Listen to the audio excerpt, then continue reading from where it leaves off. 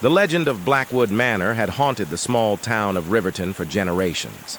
The grand house, once the pride of the town, now stood abandoned and decaying, its windows shattered, its walls covered in ivy. The story went that the original owner, Thomas Blackwood, had dabbled in dark rituals, seeking to communicate with spirits from another realm. One night, a terrible storm rolled in, and the house was struck by lightning. When the townsfolk arrived the next day, they found the entire Blackwood family gone without a trace. Since then, the house had been left to rot, a grim reminder of the town's dark past. On a chilly October evening, 4 friends decided to test their courage by spending the night in Blackwood Manor. Jason, the bravest of the group, led the way, flashlight in hand, as they pushed open the heavy wooden door, which groaned in protest. The air inside was musty and cold, carrying a scent of mildew and decay. They had brought sleeping bags and snacks, determined to make it through the night, despite the ominous stories that surrounded the place.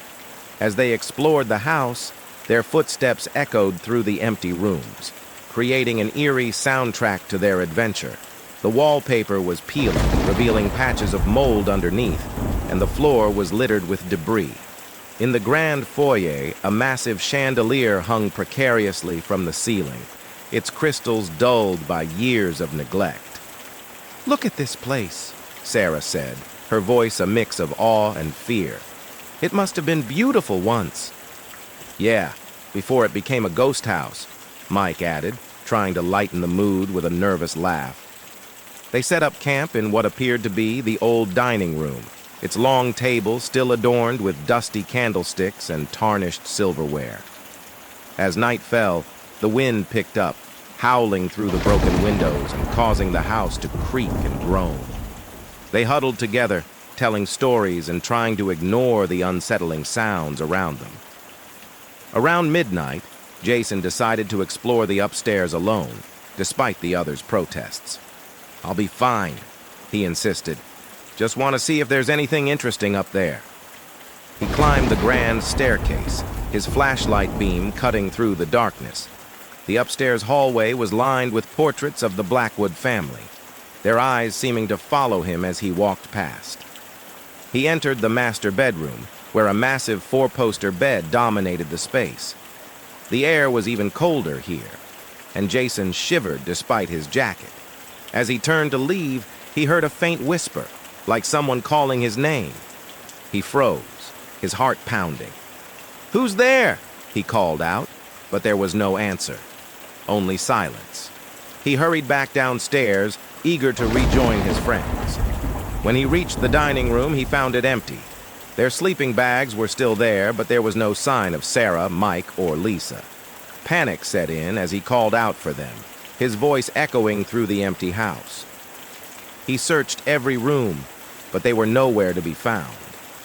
It was as if they had vanished into thin air. Desperate and terrified, Jason decided to leave the house and get help. But as he reached the front door, it slammed shut in his face. No matter how hard he pulled, it wouldn't budge. He tried the windows, but they were all stuck fast, sealed by years of neglect. Trapped, he could feel the house closing in around him, its dark history wrapping around him like a shroud. He retreated to the dining room, his only refuge, and huddled in a corner, clutching his flashlight like a lifeline. The whispers returned, louder now, and he could make out words, phrases that chilled him to the bone. "Join us," they said. "Stay forever." As the night wore on, Jason felt his grip on reality slipping. Shadows danced on the walls, and he saw figures moving in the corners of his vision, always just out of reach. He thought of his friends, wondering if they had experienced the same terror before they disappeared. Morning light filtered through the broken windows, but it brought no relief. Jason was exhausted, his mind frayed by fear. He knew he had to get out, but the house seemed determined to keep him. In a final act of desperation, he smashed a window with a chair and crawled through, cutting himself on the jagged glass. He stumbled down the overgrown path to the town, bloodied and shaken, but alive. The townsfolk were shocked to see him, and he told them everything.